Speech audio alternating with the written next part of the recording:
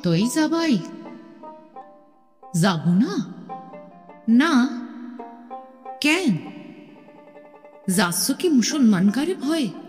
আমাদের হবিশ কাকা আর হাফিজের জিজ্ঞেস করো না। না, তা না, এখানে থাকলি খাবো কি? বাবুগারে পাড়ায় ভদ্রলোক এক্ষণ নাই যে খাইতে খাবো, পেট চলবে কিসে? কেন আমরা নাই? তুমি আমার নিতে কার্তিকের বউ না? একসঙ্গে মাঠে যাই নাই ফসলের দখল নিতে? আমার কোলের উপর প্রাণটা যায় নাই কার্তিকের? কাজটা কিন্তু ভালো করলে না তুমি। শহরে পথে কত বিপদ আপদ, লোভ আর পাপের সরাসরি। মানিসত নিয়ে টানাটানি সেখানেই বেশি। অপমান আর দুঃখ পালি এখানে জানাবার লোক আছে তোমার, সেখানে কিন্তু নাই।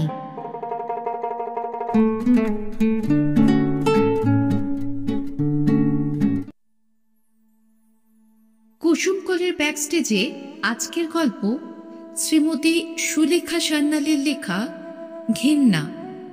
গল্প পাঠে আমি সহেলি। গল্পটি শুনে কেমন লাগলো লিখে জানাতে ভুলবেন না। আজকের গল্প ঘেন্না, লেখক শ্রীমতী সুলেখা সান্যাল।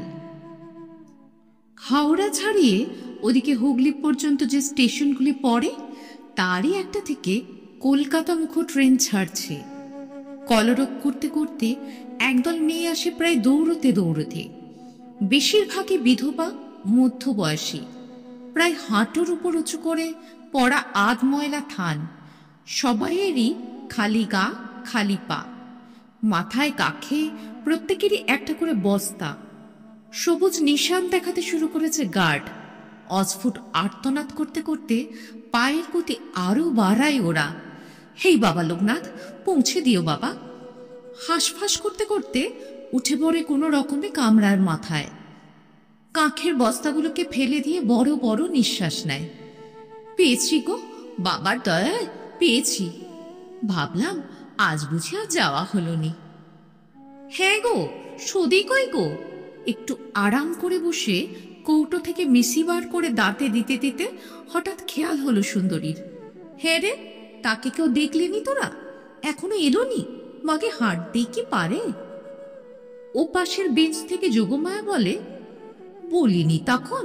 নিস নে, ও বাঙালকে ব্যবসার কাজে, শুনলিনি? ওর জন্য তোকে বিপদে পড়তে হবে, এ আমি বলে দিলাম। সুন্দরী উদ্বিগ্ন মুখে তাকিয়েছিল জানলা দিয়ে। দুটো বাঁশি পড়েছে ট্রেনের, এখনো এলো না। হেই যা, গাড়ি যে ছাড়লো গো। একটু দূরে দেখা যায় সৌদামিনীকে, হাঁটছে খুঁড়িয়ে খুঁড়িয়ে। জানলা থেকে সুন্দরী প্রাণপণে চেঁচায়, হেতা গো, এই সদি, দৌড়ো দৌড়ো, গাড়ি পাবেনি। সৌদামিনী দৌড়ায়। সারা গাড়ি শুধু লোক যেন হাঁ করে তাকিয়ে আছে ওর দিকে। ভেবে কান দুটো লাল হয়ে ওঠে। হ্যাঁচকা টান মেরে প্রায় চলন্ত গাড়িতে ওকে তুলে নেয় সুন্দরী আর চেঁচায়, এমন ঝকমারিও করেছি গো তোকে কাজে নিয়ে, আমার সর্বনাশ না করে ছাড়বেনি তুই। বলে নিঃশ্বাস ফেলে সদি। কপাল বেয়ে ঘামের ফোঁটা নেমে আসছে। বড় বড় ভীরু চোখে দৃষ্টি দিয়ে গাড়ির ভেতরটা একবার দেখে নেয়। গাড়ির যাত্রীরা এই গ্রাম ও গ্রামেরই ঘর গৃহস্থের, কেউ বউ, কেউ শাশুড়ি। মুখ চেনাচেনি এর সঙ্গে ওর। আনকোরা বাইরের লোক ছাড়া এসব লাইনে আসে না। একজন জিজ্ঞেস করে, একে আবার কোথায় পেলি সুন্দরী? নতুন লোক যে। পাশের একজন গায়ে ঠেলা দিয়ে বলে, বাঙাল গো বাঙাল, বুঝছো নি? হাঁটা চলাফেরা দেখেই বোঝা যায়। সুন্দরী সৌদামিনীর ফেলে দেওয়া বস্তা ভালো করে বেঞ্চের নিচে ঢুকিয়ে দিয়ে ঠিক হয়ে বসে। তারপর ট্রেনটা জোরে চলতে শুরু করলে আঁচলে বাঁধা একরাশ মুড়ি কোলের উপরে রাখে, বলে, খা, আজ তো সারাদিন পাবিনি খেতে। ছলছল করছিল তখন সৌদামিনীর চোখ। ভারী গলায় বলে, আসার সময় ছেলেটা হাত টানাটানি করে কাঁদতেছিল, বলে আমি যাব, ওরে ফেলে আসতে মন চায় না। থাকবে ঠিক, কেন? আমারও তো রয়েছে গঙ্গার বোঁচা, মানুষ লয় ওরা। তোর ছেলে বাবু বড়, ওরা যে বাঙাল কই খ্যাপাই ওরে, কাঁদতেছিল কাল রাত্রিরে, এখানে থাকতে চায় না। ও পাশে কয়েকজন মুচকি হাসে সৌদামণির পূর্ববঙ্গের টান শুনে, ওর ছলছলে চোখ দেখে। রেগে গিয়ে সুন্দরী মুখভঙ্গি করে, তা যাও, দেশেই ফিরে যাও তোমরা, সুখে আছো, সইবে কেন? পড়েছিলে তো সেই স্টেশনে, সেই ছিল ভালো। তোমাকে দিয়ে আমার ব্যবসা চলবে নি বাবু। এই তো সেদিন শ্রীরামপুরের রামলোচন দোকানের সঙ্গে ঠিক করে এলো 25 টাকা মন, তোমাকে দিল 24 টাকা। একটা আপত্তিও না, কিছু না। ন্যায্য দাম চাইতে গেলাম, বলে দেব কেন, যার চাল সেই তো দিলে। আরে বাপু, টাকাটা সেদিন ধার দিয়েছিল কে? বলে সামনের বেঞ্চের সহযাত্রীর মুখের দিকে তাকালো সমর্থনের আশায়। তা যাও, 2 পয়সা পাচ্ছ, আর এখন বুঝি দেশের মায়া উতলে উঠছে তোমার? ঝুটি ধরে ধরে মুসলমানগুলো তাড়ালো যখন, তখন তো কই বাঁচালো না তোমাদের দেশ। আবার ক্ষীণকণ্ঠে প্রতিবাদ করে ওঠে সৌদামিনী, তাড়াবি কেন, ওরা থাকতেই কইছিল, সকলে আসতিছে দেখে আমি আর থাকি কোন ভরসায়। কিন্তু ভরসা কি একেবারেই ছিল না? যাবার সময় কানাই এসে বলেছিল, ম্লান মুখে বলেছিল, সত্যই যাবাই? যাব না? না কেন? যাচ্ছ কি মুসলমান গারে ভয়ে? আমাদের হবিষ কাকা হাফিজের জিজ্ঞেস করো না। লজ্জিত হয়ে সৌদামিনী বলেছিল, না তা না, এখানে থাকলি খাবো কি? বাবুগারে ভাড়ায় ভদ্রলোক এখন নাই যে খাইতে খাবো, পেট চলবে কিসে? কেন আমরা নাই? তুমি আমার মিতে কার্তিকের বউ না? একসঙ্গে মাঠে যায় নাই ফসলের দখল নিতে? আমার কোলের উপর প্রাণটা যায় নাই কার্তিকের? তবু ভরসা পায়নি সে। ছেলের হাত ধরে একটা পোটলা নিয়ে বেরিয়ে পড়েছিল। খানিকটা পাথরের মূর্তির মতো দাঁড়িয়ে থেকে হনহন করে এগিয়ে এসে পেছন থেকে কানাই বলেছিল, কাজটা কিন্তু ভালো করলে না তুমি। শহরে পথে কত বিপদ আপদ, লোভ আর পাপের সরাসরি, মান ইজ্জত দিয়ে টানাটানি সেখানেই বেশি। অপমান আর দুঃখ পালি এখানে জানাবার লোক আছে তোমার, সেখানে কিন্তু নাই। এর বেশি কিছু বলতে পারিনি, গলাটা ধরে এসেছিল। এখনো ওর সেই নিস্তব্ধ হয়ে দাঁড়িয়ে থাকা সেই ভাষা ভাষা গলার স্বরে আটকানো কথাগুলো কানে বাজে। মাঠে খেতে লাঙল চালানো, ঘামে ভিজে চকচকে চওড়া পেট চাষিকে দেখলেই মনে পড়ে কার্তিকের কথা, কানাইয়ের কথা। চোখে জল আনে রাত্রে শুয়ে। দেশ কয়, এ কনে আলাম আমি। চোখের জল ঠোঁট দিয়ে চেপে নিয়ে অস্ফুটে কাঁদে সৌদামিনী। বাঙালির কান্না। সেই নোনা জলে ভরে আসছিল চোখ। হঠাৎ নিস্তব্ধ হয়ে গেল সবাই। কথা থামিয়ে কাজে লাগার সময় এখন। সুন্দরী বলে, আয় রে সদি। একটা বস্তার মুখ খুলে ভেতর থেকে চটের টুকরো বার করে একখানা। লাঠি দিয়ে চটখানাকে অদ্ভুত কায়দায় ঢুকিয়ে দেয় দরজায়, মাঝখানে ওই 1 ইঞ্চি সরু ফাঁকে। তারপর সুন্দরী ছোট একটা রেশন ব্যাগে পুড়ে দেয় চাল, আর ও ঢালে।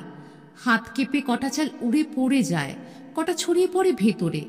হা হা করে ওঠে সুন্দরী, ফেলিসনি ফেলিসনি, গায়ে বুঝে লাগে না তোর? হ্যাঁ রে সতী, টাকাটা আমার কিনা, মায়া হবেই বা কেন? ও পাশে আরো 2 জন 2টো দিক অধিকার করেছে। একজন দরজার ফাঁকে ঢালছে, একজন ঢালছে জানলার ফাঁকে। সর দেখি। ওকে সরিয়ে সুন্দরী নিজে ঢালে চাল। সৌদামিনীর হাত কাঁপে, বুকের ভেতরটা কেমন করে।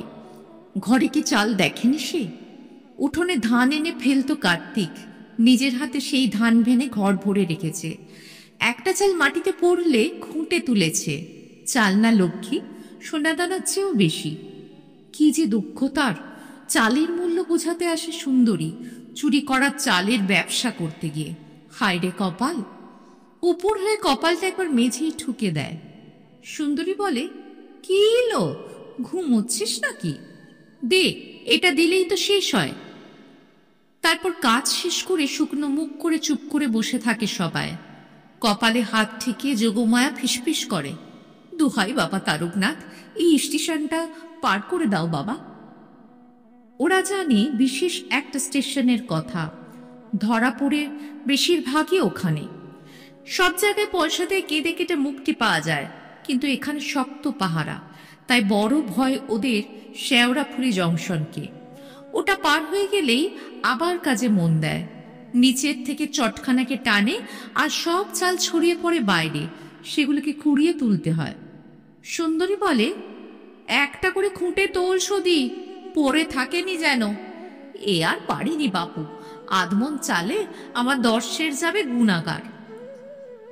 এ আর পারিনি বাবু, এই কথাটা সদীর মনে কান্নার ঢেউ তোলে, বুকের মধ্যে উথাল পাতাল করে দুঃখের সাগর। সত্যিই আর পারে না সে এই চুরি করে পেট চালানো, অপমান আর অভিযোগ। ছেলেটার কথা মনে পড়ে। আহা, কচি ছেলেটা, সেই অন্ধকার শেয়াল ডাকা মাঠের মধ্যে কুঁড়েতে পিদিম চালিয়ে কাঠ হয়ে বসে থাকে সে, গেলে জড়িয়ে ধরে কাঁদে, আমি থাকবো না, কিছুতেই থাকবো না, তুই আমারে কানাই কাকার কাছে রাখে আয়। ছেলে মা দুজনেই কাঁদে। ছেলে বলে, কেন তুই আলি স্টেশন থে? ওখানে কত লোক সিনোসেলা, এখানে এরা আমাকে বাঙাল কয়, হাসে। স্টেশনের প্ল্যাটফর্মে ঘুরতে ঘুরতে সৌদামিনীর ওপর চোখ পড়েছিল সুন্দরীর। বলেছিল, যাবি মা, ব্যবসা করবি, স্বাধীন ব্যবসা, 2 পয়সা আসবে, এত কষ্টে থাকতে হবে না। সাগ্রহে তখন রাজি হয়েছিল সে। সুন্দরী ঘর দিয়েছে একখানা, টাকা ধার দিয়েছে, সঙ্গে সঙ্গে নিয়ে ব্যবসা বোঝায়, তাই ওর কাছে কৃতজ্ঞ হয়ে আছে সে। আর অন্যদের মতো সুন্দরী মুখরাও নয়, মনটা নরম আছে এখনো। অন্যদের হাসি ঠাট্টা ব্যঙ্গের উত্তরে কতদিন বিরক্ত হয়ে সুন্দরীকে বলতে শুনেছে সৌদামিনী, বাঙাল টাঙাল বুঝিনি বাপু, কষ্টে পড়েছে বলতেই এলো, নিয়ে এলাম। তোরাই বা আবার বাঙাল বাঙাল করে মরিস কেন? বাঙাল কি মানুষ নয়? স্টেশনে পৌঁছে চারিদিকে ছড়িয়ে পড়ে সবাই। একসঙ্গে থাকলে ধরা পড়ার সম্ভাবনা বেশি। কুলিরা জানে কোথায় পৌঁছে দিতে হয় বস্তাগুলোকে। টিকিট বাবু, দাঁড়িয়ে থাকা রেলের লোক, গার্ড, সবাই এর জন্য আলাদা করে পয়সা গুঁজে রাখে ট্যাঁকে। হাত ওরাও বাড়িয়ে থাকে, এরাও বাড়িয়ে রাখে। কথার চেয়ে কাজ হয় তাড়াতাড়ি। রিকশায় উঠে সুন্দরী বলে, দাঁড়া বাবা দাঁড়া একটু, পেছনেরটাকে বেশি ছাড়িয়ে যাসনি। পেছনের রিকশায় আসে সৌদামিনী, তাকে ডেকে বলে দেয়, বলে দেবে সুবল সখাকে, টাকা আর আমি ফেলে রাখবনি, পারিস যদি আজই আনবে আদায় করে।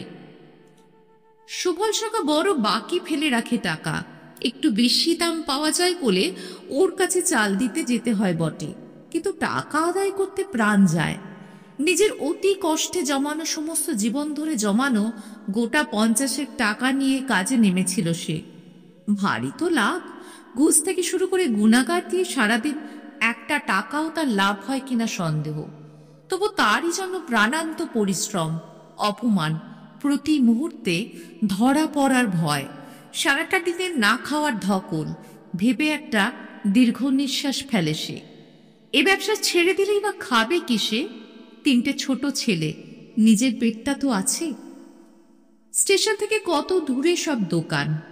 বাবা, অসমান রিকশার ওঠা নামা শরীরে যেন ব্যথা ধরে যায় সৌদামিনীর। খিদেই পেটের ভেতরটা মোচড়ায়। আজ সকালে খেয়েও আসেনি সে, মনটা খারাপ ছিল বলে, গলা শুকিয়ে আছে তেষ্টায়। সুবল সখার দোকানে যাবার সময় দেখল বেলা প্রায় শেষ হয়ে এসেছে। এখানকার কাজ শেষ হলে স্টেশনে পৌঁছতে হবে তাড়াতাড়ি। 6:30টার গাড়ি যদি চলে যায় তবে 8টার আগে আর গাড়ি নেই। ছেলেটাকে 2টো রেঁধে দিতে হবে তাড়াতাড়ি গিয়ে। চালের ছোট বস্তাটা পাশের ঘরে রেখে এসে বেঞ্চটা গায়ের গামছা দিয়ে ঝেড়ে দিয়ে একটা হাত পাকে এগিয়ে দিল সুবল সখা। বলল, নাও বসো, যা রোদ, জিরিয়ে নাও একটু। বসে পড়ে সৌদামিনী বলে, বসবার সময় নয়, টাকা কয়টা যদি দিতে নাস, সুন্দরী দিতে কয়ে দিল। সে হবে এখন। অনুরোধের দৃষ্টি নিয়ে সুবল বলে, টাকা কি আর ফেলে রাখবো নাকি? জল খাবে? বলে 1 গ্লাস জল এগিয়ে দেয়। সৌদামিনী মুখে দিয়ে দেখে শুধু জল নয়, মিষ্টি ঠান্ডা ঠান্ডা। এক চুমুকে সেটা শেষ করতে করতে একটা শিরশিশানি ভাব জাগে মনে। স্টেশনে এক ধরনের লোকের আনাগোনা, তাদের খুব কাছে এসে দাঁড়ানো দেখলে এমনি একটা গা ঠান্ডা করা ভাব জাগত। অনেকদিন পরে মনের মধ্যে সেরকম করে উঠল। জলের গ্লাসটা শেষ করে ভোঁতা আর বোকা চোখে তাকিয়ে রইল। ছেলে মেয়ে আছে তোমার? সুবল প্রশ্ন করল। আছে, এক সওয়াল মাত্র। একটু ইতস্তত করে সুবল কি একটা কথা বলতে গিয়ে বলে না, খানিক চুপ করে কি যেন ভাবে, তারপর মৃদু স্বরে বলে, রাগ যদি না করো তবে একটা কথা বলি সৌদামিনী। ঘরের চারপাশটা একবার আবছায়ার মতো চোখ বুলিয়ে নিল সৌদামিনী, তারপর ম্লান নিস্তেজ গলায় বলল, কন কি কবে? আমার আবার রাগ আর বিরাগ। বলি কি, সুন্দরীর সঙ্গে ব্যবসা করা ছেড়ে দাও তুমি। আমারও ত্রিসংসারে কেউ নেই। ছেলেকে নিয়ে তুমি আমার এখানে চলে এসো। তুমি ঘর সংসারের কাজ করবে, আমি উপায় করে আনব। অত্যন্ত সহজ সরল প্রস্তাব। এরকম দু একটা প্রস্তাব স্টেশনে থাকতো এসেছিল তার কাছে, সিটিয়ে তাই যেন গুটিয়ে গেল সৌদামিনী। ওকে অসহায়ের মতো চুপ করে থাকতে দেখে সুবল বলে, কথাটা আমি ভেবেছি তোমাকে দেখার পর থেকেই, বলিনি সাহস করে। বড় লক্ষ্মীর মতো চেহারা আর স্বভাব তোমার। ও চুরির ব্যবসা যে তোমার ভালো লাগে না তাও বুঝি আমি। তবু সৌদামিনীর গুটিয়ে থাকা ভাবটা যায় না, মাথা নিচু করেই বসে থাকে। প্রায় গোপন কথা বলার মতো করে সুবল বলে, এই ব্যবসা আমারও ভালো লাগে না, করি কেবল টাকার লোভে। আসল ব্যবসা তো দেখছো আমার, এই দর্জির কাজ, এই ভালো। এই শালা চালের জন্য জ্বালা কি আমারও কম? পুলিশ দারোগার ভয়ে তটস্থ, দুপাশের চালের উপরই যত নজর শালাদের। তবু উত্তর না পেয়ে বিরক্ত মুখে সুবল বলে, কি বলবে বলো না, অন্যায় বলেছি কিছু? কি ভাবছো? ভাবা কি অতই সহজ? সুন্দরী ছাড়তে যাবে কেন? আর আমি বাঙাল, আপনাদের তো ঘেন্না করেন আমাগরে, তার উপর বিধবা। মানের ভয়ে পালায় আসছে, শেষে কি দুর্নাম কিনবো? ওসবের কোনোটাই মানিনি আমি। বাঙালও না, বিধবাও না। আর লোকে কি বললো না বললো, বদ্দর বাবুদের মতো তা নিয়ে আমাদের মাথা ঘামালে চলবে কেন? হঠাৎ মাথা তুলে বেলার দিকে তাকিয়ে চমকে উঠে সৌদামিনী বলে, সন্ধে হয়ে গেলে যাবনি কেমন করে আমি? একটা রিক্সা করে যেতে বলে সুবল সখা, ভাড়াটাও দিয়ে দিতে চায়, কিন্তু একা যেতে রাজি হয় না সৌদামিনী। সুবলকে তখন উঠতে হয় পৌঁছে দেবার জন্য।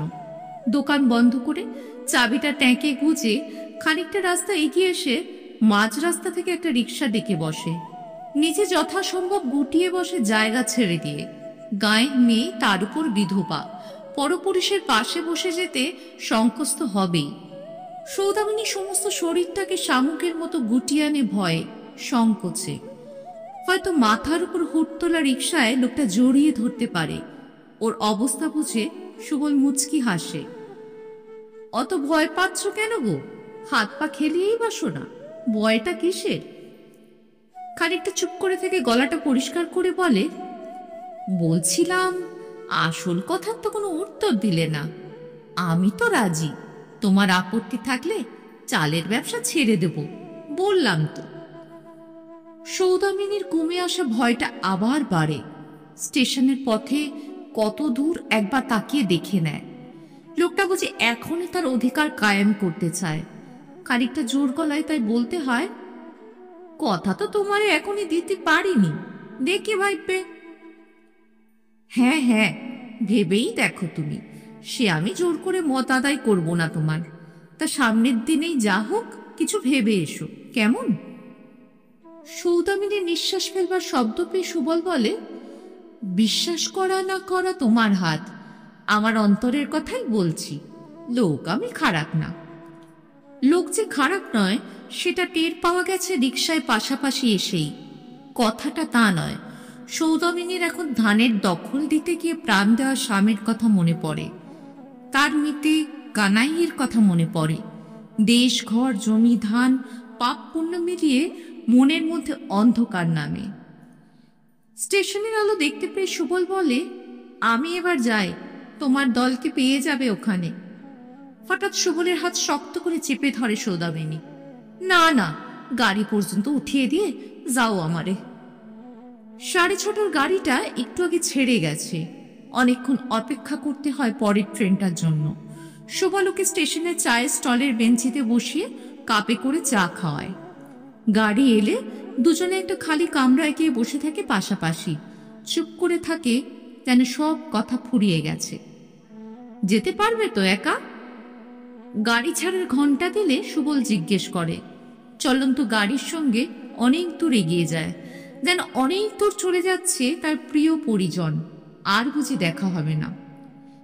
গাড়ি প্ল্যাটফর্ম ছাড়িয়ে গেলে জানলার কাছ থেকে সরে এসে ভেতরে বসে সৌদামিনীর দু চোখ দিয়ে জল ভরে আসে। খালি কামরার গায়ের মধ্যে কেমন ছমছম করে। মনে হয় এই সময়টা সুবল সঙ্গে থাকলেই যেন ভালো লাগতো, এই ভয় ভয় ভাবটা একটুও থাকতো না। তাহলে সেই গা ছমছম করা ভাব নিয়ে ঘরে এলে ছেলেটা আগুনের মতো গরম গা নিয়ে এসে জড়িয়ে ধরে হাউমাউ করে কাঁদে। তুই ছিলি মা, শীতে আমারে কাঁপাইছে সারাটা দুপুর। অনুতাপে বুকের মধ্যেটা পুড়ে যায়। কপালে বুঝি সত্যি অনেক দুঃখ আছে তার।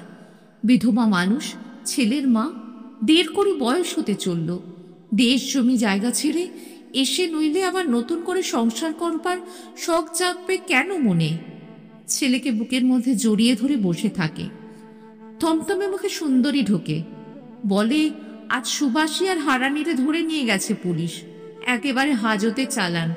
ওভাবে আর নেওয়া যাবে নি চাল। পাপ পুণ্যের জগৎ থেকে সম্পূর্ণ অন্য জগতে চলে আসতে হয়। বোকা ভোতা চোখে তাকিয়ে সৌদামিনী জিজ্ঞেস করে, তবে কি করব? উপায় আছে রে, উপায় আছে।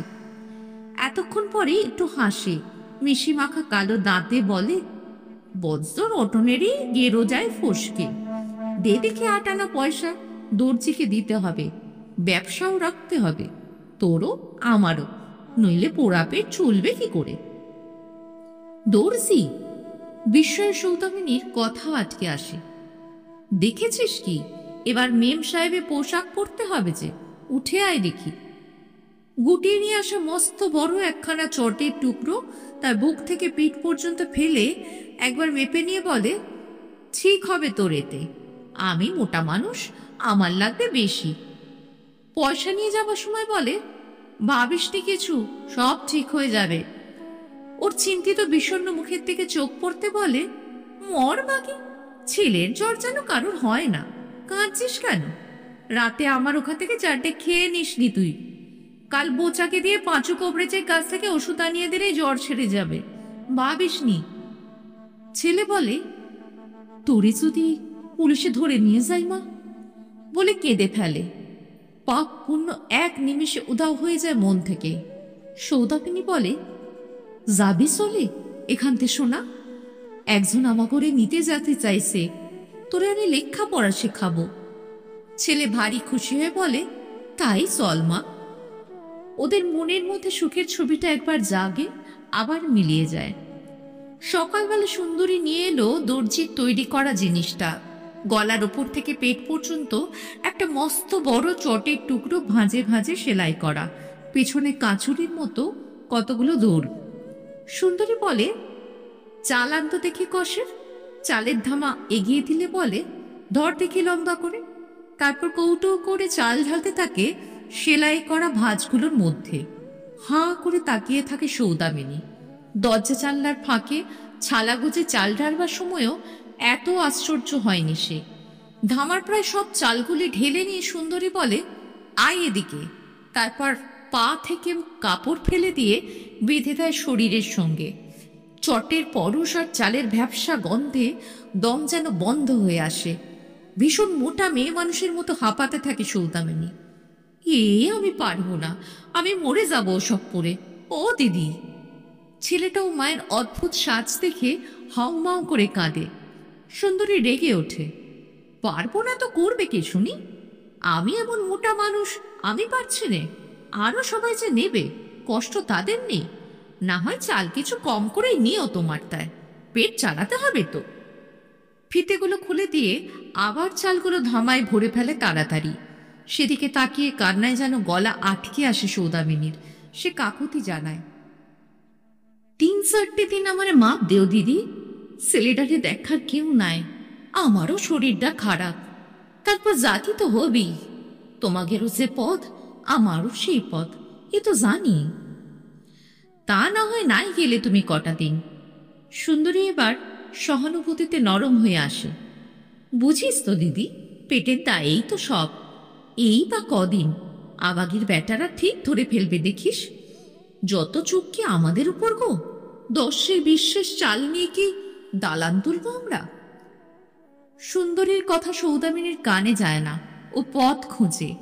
এইবার গিয়েই সে সুবল সখার প্রস্তাবে রাজি হয়ে আসবে, তারপর চলে যাবে ছেলেকে নিয়ে। তাতে যদি পাপ হয় হোক। সে একই সময়ে কলরব করে মেয়েরা দৌড়ই গাড়ি ধরতে। বস্তা নিয়ে ভয়ে ভয়ে এদিক ওদিক তাকায় না বটে, কিন্তু চোখের দৃষ্টি যেন ঠিকরে বেরিয়ে আসে।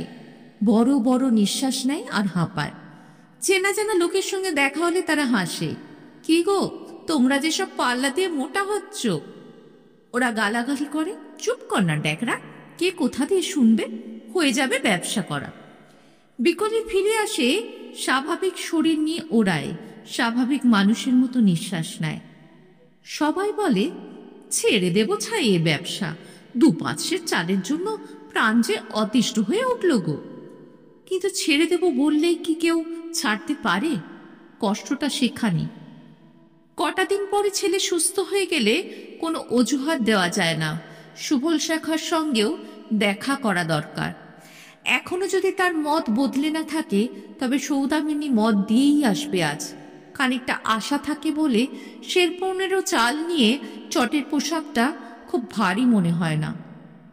সুন্দরী বলে, আর একটু জোরে হাঁট। চালের ভ্যাপসা গরমে কষ্ট হয়, হাঁটতে পারে না, তবু চেষ্টা করে। কেবলই মনে হয় আজই তো শেষ দিন তার। চলতে চলতে ভাবে, সুবল পরিশ্রম করে ফিরবে, ছেলেটা স্কুলে যাবে পড়তে, সেও দরকার হলে সুবলকে সাহায্য করবে। আহা, এক নিমিষে যদি পৌঁছে যাওয়া যেত সেখানে।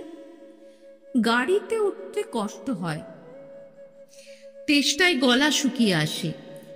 2টো স্টেশন পার হয়ে গেলে সুন্দরীকে বলে, একটু খুলি দিদি, আর তো পারতিস না। ছেলে মানুষ বাতাসেও বলে, সত্যি খুলেই বসি একটু। কোন স্টেশন এটা, দেখি দাঁড়া বলে জানলাতে মুখ বাড়িয়ে দেখতে গিয়ে সুন্দরী চমকে সরে আসে। তখনও প্ল্যাটফর্ম ছাড়িয়ে যায়নি গাড়ি।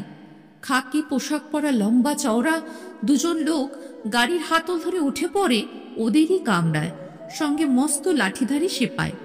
নিমেষে মেয়েদের মুখগুলো শুকিয়ে যায়, বুকের মধ্যে সবাইয়েরই ধরফর করে। 2জনেই দরজায় পিঠ দিয়ে একটু দাঁড়ায়। জামায় বুকে অনেকগুলো ব্যাজে রোদ পড়ে ঝকমক করছে। দাঁড়িয়ে ছুঁচলো গোপচোড়াটায় পাক দেয়। আরেকজন তীক্ষ্ণ দৃষ্টিতে লক্ষ্য করে মেয়েদের। সেপা যেন কাঠের পুতুল, চুপ করে দাঁড়িয়েই থাকে অ্যাটেনশনের ভঙ্গি নিয়ে। মাঝবয়সী, কম বয়সে, মোটা মোটা অনেকগুলো মেয়ে পাশাপাশি বসে, তবু ওদিকে দরজার কাছে বসে থাকা সৌদামিনীর দিকেই যে ওদের চোখ পড়েছে। ফ্যাকাশে মুখখানা অন্যদিকে ঘুরিয়ে রেখেও সেটা সে বুঝে ফেলে। মেয়েরা ভূত আর বোবা দৃষ্টি নিয়ে নিস্তব্ধ হয়ে বসে থাকে, নড়ে না, শব্দও করে না একটা। সিগারেটের 2টো বড় টান দিয়ে পায়ের নিচে জুতো দিয়ে পিষে একজন অফিসার হঠাৎ অদ্ভুত ক্ষিপ্র হয়ে ওঠে, বাতাসের সামনে গিয়ে দাঁড়ায়। চাল নিয়ে ভাগছিস শালি, বার কর শিগগির।